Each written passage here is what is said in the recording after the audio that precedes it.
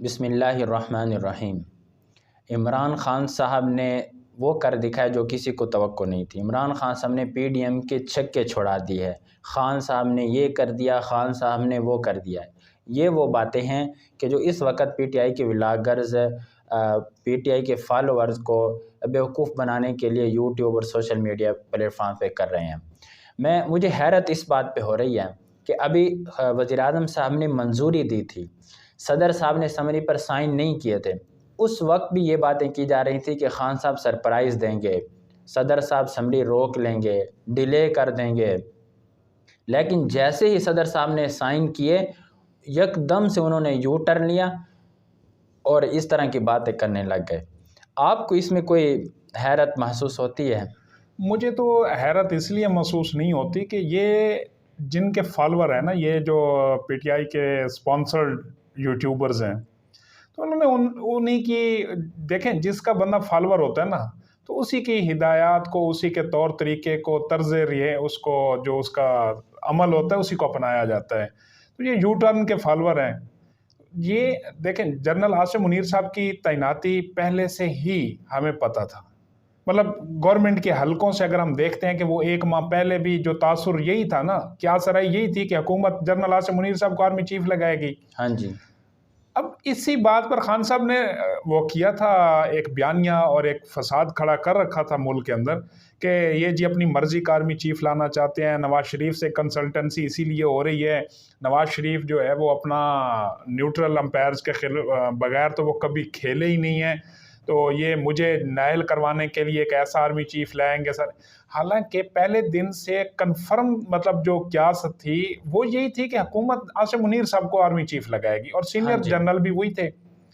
اب جیسے ان کی تعیناتی ہوئی ہے تو بجائے اس کے کہ اس اپنے بیانیہ کو وہ جاری رکھتے ہیں، لیکن عاصم منیر صاحب تو آرمی چیف تعینات ہوئے نا، سمری آئی، تو وہ اسی بیانیہ کو رکھتے نا کہ دیکھیں جی نواز شریف نے اپنا بندہ لگا لیا۔ ہاں جی۔ اگر ان کے اندر اتنا پانی تھا، یہ اتنے مطلب باوثوق، اس سے ان کے پاس اگر کوئی ایسی رپورٹس تھیں کنفرم کہ جنرل عاصم منیر صاحب نواز شریف، نون لیگ اور پی ڈی ایم کی نوکری کریں گے ریاست کی بجائے، تو اب اسی بیانیہ پر قائم رہتے۔ تو وہ جس طرح اپنے دوسرے بیانیوں سے بھاگ گئے، یہاں سے بھی وہ بھاگ کر اسی کیمپ میں آ گئے جی کہ دیکھیں یہ اچھا نا۔ اس میں یہ ہے کہ خان صاحب معلوم نہیں ہے کہ ٹھیک ہے ایک فوجی افسر ہے، ان کے ساتھ آپ کو ان سے اتنی تکلیف ہے؟ ایک نارمل جس طرح دوسرے لیفٹیننٹ جنرل ہوتے ہیں، یہ بھی ایک جنرل تھے جی، تو اس کے پیچھے نا کچھ کہانیاں ہیں۔ ایک تو یہ کہانی سامنے جو زیادہ وائرل ہے، کرپشن بنی گالا ہاؤس جس طرح استعمال ہو رہا تھا، وہ سامنے کی تو خان صاحب کو۔ لیکن ایک اور کہانی بھی اس کے پیچھے ہے جی، میں حوالہ دے دوں، اعزاز سید ہے معروف صحافی، انہوں نے یہ بتایا کہ جب ایران کا دورہ تھا خان صاحب کا، تو اس وقت یہ بھی ساتھ تھے بطور D G I S I, تو وہاں پر خان صاحب نے ایک بیان دیا تھا کہ ایران میں جو دہشت گردی ہوتی ہے اس میں پاکستان کی سرزمین استعمال ہوئی ہے۔ تو انہوں نے کہا کہ یہ تو پاکستان کے انٹرسٹ کے خلاف آپ نے بیان دیا، یہ تو اسٹیٹ کے خلاف۔ ہاں جی، انہوں نے کچھ وفاقی وزراء کو کچھ نوٹس بھی دیے اور ان کو یہ پیغام بھی دیا۔ تو جب خان صاحب کے پاس یہ پیغام پہنچا تو ان کو یہ بات بری لگی، تو کہانی وہاں سے اصل میں شروع ہوئی تھی۔ تو اس وجہ سے وہ اس کو ناپسند کر رہے تھے کہ یہ اپوزیشن کے حق میں ہیں، یا جس طرح بھی خان صاحب کا ایک اپنا ذہن ہے کہ وہ اپنا ہی سوچتے ہیں اور کسی کا کچھ نہیں سوچتے۔ پاکستان کے وہ سیاسی ہیں کہ ان کو جو بھی پلیٹ فارم ملا، انٹرنیشنل ملا، نیشنل ملا، کوئی بھی ملا فورم، انہوں نے ماں سوائے اس سیاسی رنگ بازی کے اور سیاسی بیان بازی کے کوئی اور کام نہیں کیا۔ چاہے وہ امریکہ کا ملک تھا، اپنے وہاں بھی وہی عمل۔ دیکھیں یہ جلسوں کی باتیں ہوتی ہیں جو آپ اپنی اپوزیشن کے لیے، جو اپنی مطلب حریفوں کے لیے استعمال کرتے ہیں نا، یہ ہر ملک کرتا ہے۔ تو یہ سیاسی باتیں مطلب ہوتی ہیں، لیکن وہ اپنے ملک کے ایک گراؤنڈ کے حوالے سے ہوتی ہیں۔ آپ جہاں جلسہ کر دو وہاں کی، اور جب آپ انٹرنیشنل فورم پہ بیٹھ کر دیکھیں، وہاں اپنے ریاست کو ایک قسم کا دہشت گرد شو کی ہے کہ ہمارا ملک دہشت گرد کاروائیوں میں ملوث ہے۔ آپ نے یہی بات امریکہ کو انٹرویو دیتے ہوئے کہی کہ جی القاعدہ کو آئی ایس آئی نے ٹرین کیا۔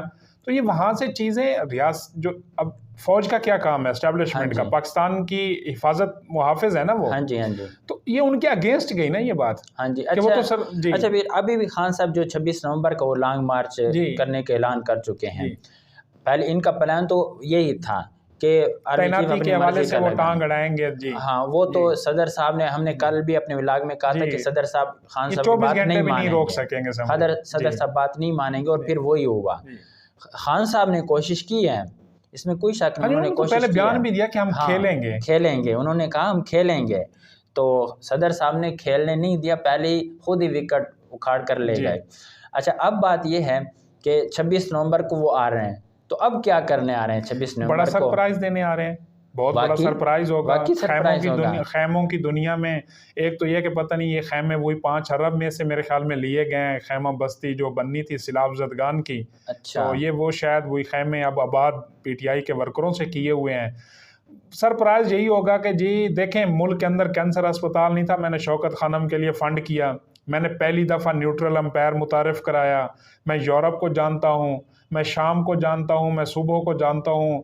دیکھیں میں 65 سال کی عمر میں جاگنگ کر لیتا ہوں. تو اس کے علاوہ میں جانتا ہوں کہ سمری جی ایچ کیو سے کس طرح آتی ہے، کیسے پاس ہوئی ہے، آرمی چیف کیا کرتا ہے، میں آرمی چیف کیسے تعینات کیا جاتا ہے، جمہوریت کیسے ہوتی ہے، میں جانتا ہوں ریاست مدینہ کیا ہوتی ہے. ریاست مدینہ میں بالکل ایسے نہیں ہوتا تھا کہ وہ آرمی چیف تعینات کرتے اس طرح.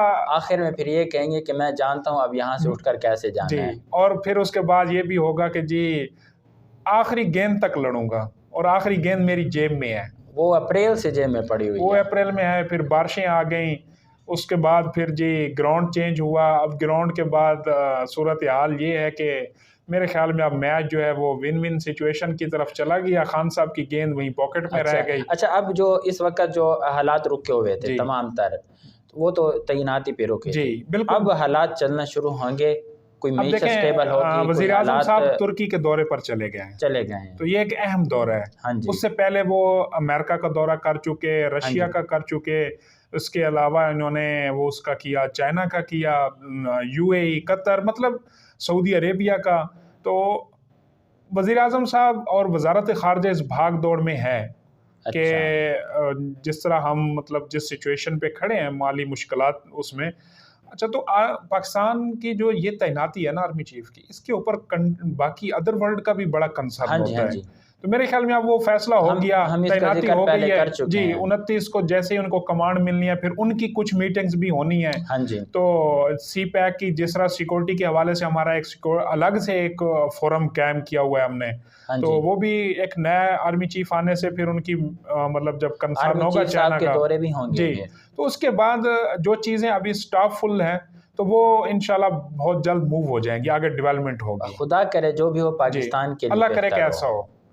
جنرل عاصم منیر صاحب پاکستان کے لیے، ریاست کے لیے ایک پیشہ ور جنرل ثابت ہوں، اور ریاست کی بہتری کے لیے جو بھی ہو ان سے مطلب سر انجام ہو.